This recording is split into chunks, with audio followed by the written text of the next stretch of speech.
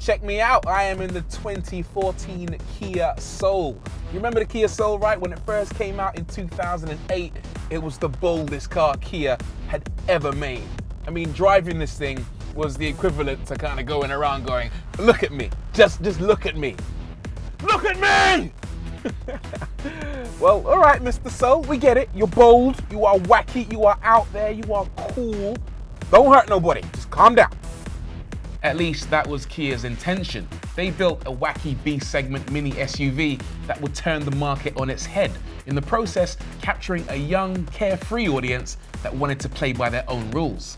Yeah, but you see, the problem with that theory is the fact that it doesn't hold up to close scrutiny.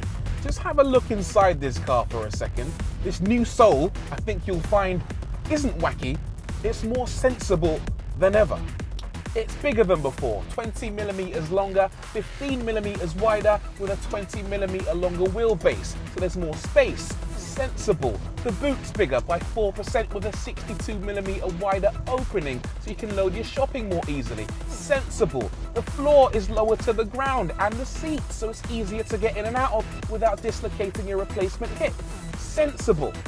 The interior is quite nice, but if Kia are trying to convince the world that this car is wacky and crazy and a little bit wild, I'm not buying it.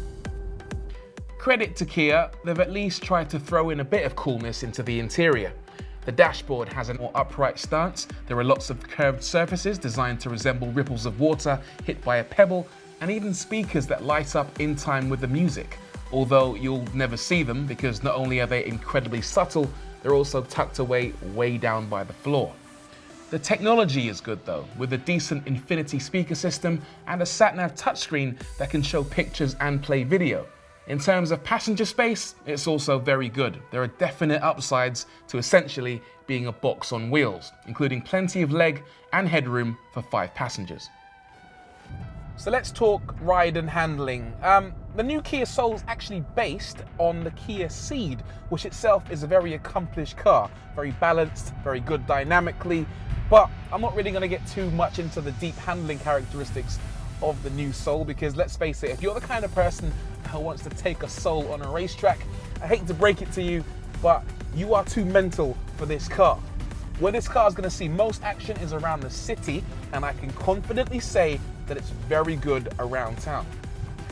Let's talk about the steering. It's very direct. Small inputs, they result in very big changes of direction, which is actually quite good. There are actually 3 driving modes. There's normal, sport, and comfort, and that basically adjusts the amount of stiffness in the steering. With comfort, it's incredibly light. With normal, it's incredibly light, and in sport, it's incredibly light. It basically makes no difference whatsoever what mode you're in. You can steer this car with your tongue. The suspension's worth talking about. Definitely, it's not too hard, not too soft, not too much body roll, and you can really throw it over speed bumps and potholes, no problem whatsoever. Engine-wise, well, Kia's gone mental and given us a choice of not 1, not 2, actually just 2 engines, and they're both 1.6 petrol and a 1.6 turbo diesel, and they're very similar on paper and in the real world. Both units will allow the Kia Soul to do 0 to 60 in about 10.5 seconds. 10.6 for the petrol, 10.8 for the diesel, and top speeds of around 115 in the petrol and 112 for the diesel. Power levels are pretty much identical as well. The only real difference is in the torque. The diesel obviously has more torque, 260 Newton meters, which is quite high, although it doesn't really feel it. And the petrol has about 161. Now around town, the diesel feels really good. You put your foot down and it gets out of its own way pretty well. The petrol, on the other hand, can be a little bit, shall we say, annoying. It's got plenty of torque, but most of it is really high up in the rev range.